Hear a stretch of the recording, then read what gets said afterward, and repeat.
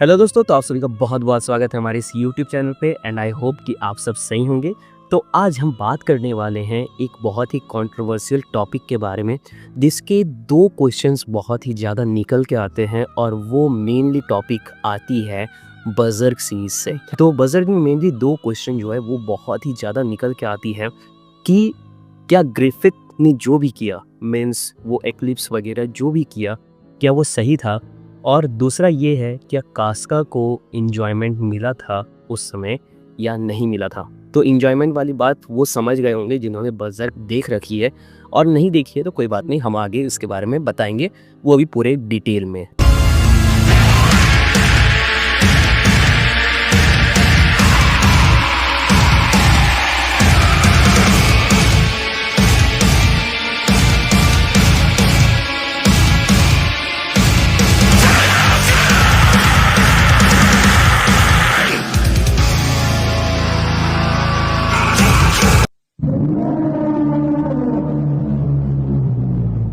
तो सबसे पहले बात करते हैं हम ग्रिफिथ के बारे में। तो ग्रिफिथ के लिए ये जो क्वेश्चन आता है, क्या ग्रिफिथ ने ये सही किया या नहीं किया? तो बहुत लोग ये कहते हैं कि ग्रिफिथ ने जो भी किया वो बिल्कुल सही किया, और कुछ लोग ये कहते हैं कि ग्रिफिथ ने जो भी किया वो बहुत ही गलत था। मीन्स वो इक्लिप्स लाना वो उसका बहुत ही ब्रूटल पॉइंट था, और कुछ लोग कहते हैं कि उसने जो भी किया सही किया। तो ग्रिफिथ के पास्ट लाइफ के बारे में जाने तो वो बहुत ही ज़्यादा गरीब रहता है, और उसका मेन पर्पस रहता है कि वो एक दिन उस किंगडम को हासिल करेगा और उस पे राज करेगा। तो वो धीरे धीरे अपना एक मर्सनरी ग्रुप बनाता है, और उस मर्सनरी ग्रुप में बहुत सारे मर्सनरीज को धीरे धीरे वो अपॉइंट करता जाता है, क्योंकि ग्रिफिथ का जो चार्म था और उसके जो लुक्स थे वो बहुत ही बेहतरीन थे, और वो किसी को भी मोह सकता था, वो अपने बात पे किसी को भी राजी करवा सकता था। वो इतना ज़्यादा मैनिपुलेटिव था, और उसकी बातें इतनी ज़्यादा अच्छी थी कि अगर आप लोग उसकी बातों को सुन लो तो आप लोग खुद को रोक ही नहीं पाओगे उसके पास जाने से। और धीरे धीरे वो लोग मर्सनरीज बैंड को, मीन्स जिसका नाम हम लोग बैंड ऑफ हॉक्स रखते हैं, उसमें धीरे धीरे वो मर्सनरीज को ज्वाइन कराता जाता है, और छोटे छोटे बैटल्स को जीत जीत के वो लोग अपना गुजारा कर रहे थे, अनटिल उनके पास गर्ड्स आता है। और गर्ड्स के आने के बाद ग्रिफिथ में बहुत सारे चेंजेस आ जाते हैं। मीन्स ग्रिफिथ जो है ना, वो बहुत ही अलग किस्म का बंदा था। मीन्स उसे अपने सपने से ज़्यादा कुछ भी नहीं दिखता था। इनडायरेक्टली अपने सपने के लिए लोगों को मरवाता भी था। मीन्स अगर वॉर हो रहे हैं तो उसमें लोग मर रहे हैं, और वो वॉर जो हो रहे हैं वो तो दो किंगडम के बीच में हो रहे हैं, लेकिन ये अपने मर्सनरीज बैंड को लेके घुस जाता था एक के थ्रू, ताकि वो धीरे धीरे आगे बढ़ सके और वो कहीं ना कहीं उस किंगडम के लायक बन सके। तो गर्ड्स के आने के बाद ग्रिफिथ में कुछ चेंजेस आने लगते हैं। एक्चुअली उसे पता चलता है कि फीलिंग्स होती क्या है, एक दूसरे लोग के लिए फीलिंग्स होती क्या है, क्योंकि इससे पहले उसने सिर्फ अपने सपने से ही प्यार किया था, तो उसे पता नहीं रहता है कि फीलिंग्स होती क्या है। और गर्ड्स के आने के बाद ग्रिफिथ बहुत सारे वॉर्स को जीतता है, और वो किंगडम के एक इम्पॉर्टेंस रोल में आ जाता है। लेकिन गर्ड्स को जैसे ही लगता है कि भाई हम तो अभी ग्रिफिथ के लिए ही जी रहे थे, लेकिन जब वो अपने लिए ग्रिफिथ को छोड़ देता है तो ग्रिफिथ का डाउनफॉल शुरू हो जाता है। और ग्रिफिथ जो ऐसा बंदा था जो कभी भी गलती से भी गलती नहीं करता है, वो जाके प्रिंसेस शार्लेट के साथ इंटीमेट हो जाता है, और जिसके बाद उसे 1 साल तक ब्रूटल टॉर्चर किया जाता है।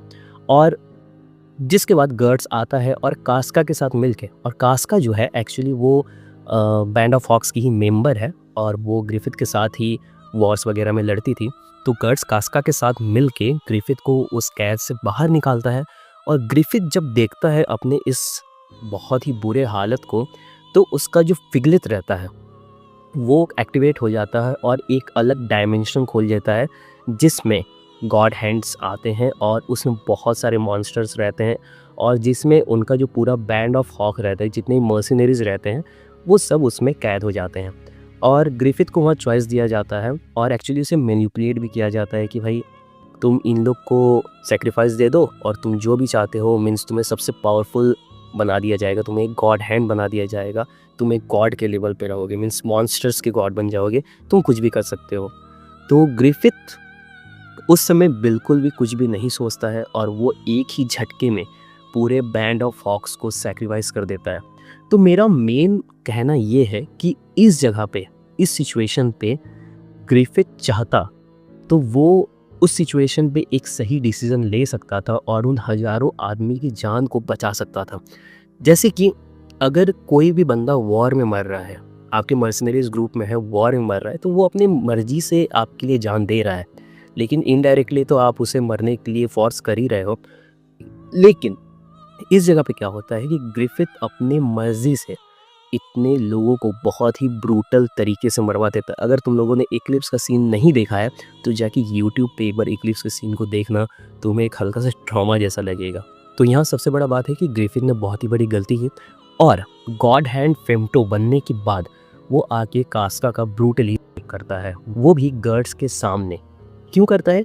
क्योंकि उसे गर्ड्स से चिढ़ था। उसे ऐसा लगता था कि ये जो डाउनफॉल आया है ग्रिफिथ का, वो गर्ड्स के जाने की वजह से ही है।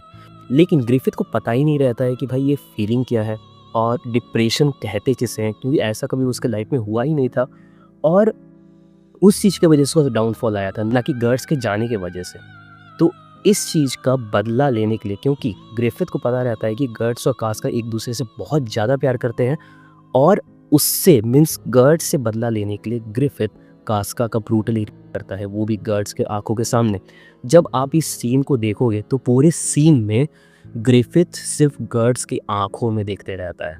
तो ये सब हो जाने के बाद ग्रिफिथ फिर से जन्म लेता है और वो एक अपना फैल्कोनिया राज्य बनाता है और उसमें जितने भी लोग बचे कुचे हैं उन्हें सही से रखता है। तो यही क्वेश्चन आता है कि भाई उसने लाखों लोगों को बचाया और सिर्फ हज़ारों को ही कुर्बान किया, लेकिन जो भी फैल्कोनिया के अंदर में है वही सुरक्षित है, मीन्स उसके साथ है वही सुरक्षित है। क्योंकि ग्रिफिथ के आने की वजह से एस्ट्रल वर्ल्ड और जो नॉर्मल वर्ल्ड है वो दोनों कनेक्ट हो जाते हैं, जिसके वजह से एस्ट्रल वर्ल्ड के जो मॉन्स्टर्स है वो नॉर्मल वर्ल्ड में भी आ चुके थे।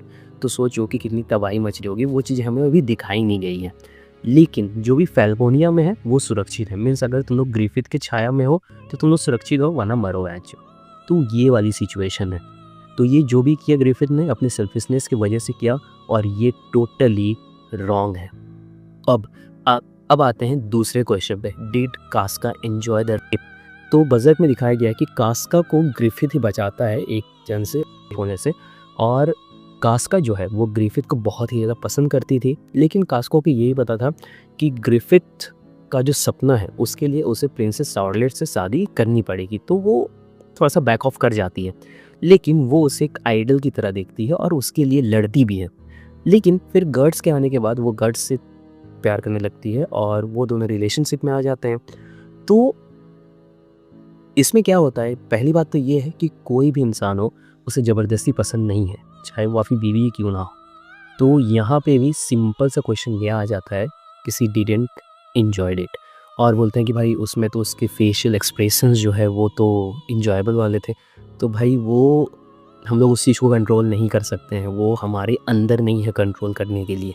अगर हम तुमको चुटी काटेंगे ज़ोर से तो भाई तुम हाथ तो हटाओगे ना, तो वही है, ये हमारे रिफ्लेक्सेस हैं जिन्हें हम कंट्रोल नहीं कर सकते हैं। तो जो भी लोग ये क्वेश्चन पूछते हैं कि कास्का रियली एंजॉयड द, तो भाई कोई भी इंसान हो उसे ज़बरदस्ती पसंद नहीं है, भले वो ग्रिफिथ को पसंद करती हो, लेकिन ज़बरदस्ती किसी को ही पसंद नहीं है और ज़बरदस्ती को ही बोलते हैं। तो ये भी दूसरे क्वेश्चन का आंसर तुम लोग को मिल गया, वो भी डिटेल के साथ, कि भाई सी didn't enjoy the. Okay, got it. तो इस वीडियो के बाद तुम लोग को समझ में आ गया होगा कि ग्रिफिथ ने जो किया वो सरासर गलत था और कास्का ने उस रिप को एंजॉय नहीं किया था। भाई कोई भी नहीं करता है, तुम्हारे साथ ही हम ज़बरदस्ती कर देंगे तो तुम्हारी भी फट जाएगी, ठीक है। तो इस वीडियो को यहीं स्टॉप करते हैं। तुम लोगों ने बजर्क नहीं देखी है तो जाके एक बार देखो बजर्क। भाई अभी गर्ड्स की हालत तो बहुत ही ज़्यादा ख़राब है, अब आगे की चैप्टर्स कब आएंगे भगवान जाने। लेकिन अगर तुम लोगों ने बजर्क नहीं देखी है तो एक बार जाके ज़रूर देखना। अगर तुम्हें ब्रूटल सीन्स और ये सब नहीं पसंद है तो भाई स्किप कर दो, कोई दिक्कत नहीं है, लेकिन एक बार जाके ज़रूर देखना, क्योंकि इसमें मोटिवेशन जो दिखाई गई है गर्ड्स की वो तुम लोग को बहुत ज़रूरी है। मुझे भी ज़रूरत है, मैं भी देखता हूँ भाई। गर्ड्स जो है बंदा, उससे सीखना चाहिए कि इतने ज़्यादा तकलीफ़ होते हुए भी वो किस तरह से सह रहा है और किस तरह से लड़ रहा है, ये सब चीज़ें तो सीखनी चाहिए हमें। तो जाके देखो, पॉजिटिविटी बहुत सारी है, नेगेटिविटी तो है ही, जाके देखो एक बार बर्ज़र्क। अगर तुम लोगों ने नहीं देखी है तो या तो मांगा पढ़ लो, कोई दिक्कत वाली बात नहीं है। और अगर ये वीडियो तुम लोगों को पसंद आई तो वीडियो को लाइक कर देना, चैनल को सब्सक्राइब कर लेना। तब तक के लिए मिलते हैं हम लोग नेक्स्ट वीडियो में। Be safe, take care, bye bye.